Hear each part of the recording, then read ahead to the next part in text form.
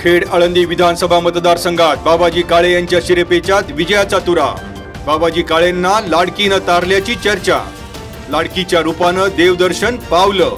मतदारसंघात देवदर्शनाचा फंडा चाललाय, चर्चेला उधाण।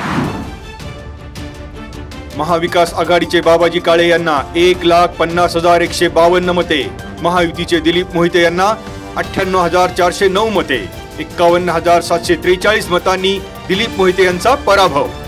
काही फेऱ्यांचा अपवाद वगळता प्रत्येक फेरीत बाबाजी काळे यांचीच सरशी। खेड तालुक्याच्या विकासासाठी कटिबद्ध, विजयानंतर खेडच्या नव्या कारभाऱ्यांचं स्पष्टीकरण। निवडणुकीत मला मदत करणारे सगळेच आमदार झाल्याचं बाबाजी काळे यांनी केलं स्पष्ट। ठाकरे गटाचे उमेदवार बाबाजी काळे यांच्या विजयानंतर कार्यकर्त्यांचा जल्लोष।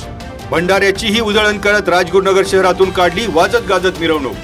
विजयी मिरवणुकीनंतर सर्वपक्षीयांच्या सभेत दिलीप मोहितेंवर हल्लाबोल।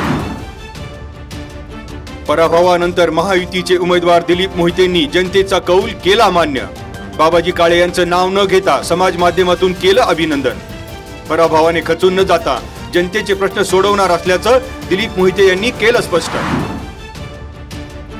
राजगुरुनगर शहर आणि आळंदी परिसरात महायुतीला मताधिक्य। नायफड वाशेरे, वाडा कडूस, पिंपरी बुद्रुक पाईट गटातही बाबाजी काळेंना मताधिक्य। चाकण शहराचा कलही महाविकास आघाडीच्या बाजूने। खेड आळंदी विधानसभा मतदारसंघात सर्वपक्षीयांच्या एकजुटीचा विजय। राज्यातील महायुतीचा जय आणि खेड आळंदीमध्ये महायुतीचा पराजयामुळे तालुक्याच्या मंत्रिपदावर पाणी। मंत्रिपदाची आशा लांबणीवर। राज्याचा कल कुणीकडे असला तरी खेड आळंदी मतदारसंघ महाविकास आघाडीच्या बाजूने। खेडमध्ये महाआघाडीची बाजी। बाबाजी काळे यांचा मोठा विजय। दिलीप मोहिते यांच्या पराभवानंतर राजकीय समीकरण बदलणार। खेड आळंदीमध्ये ठाकरे गटाकडून इतिहास घडला।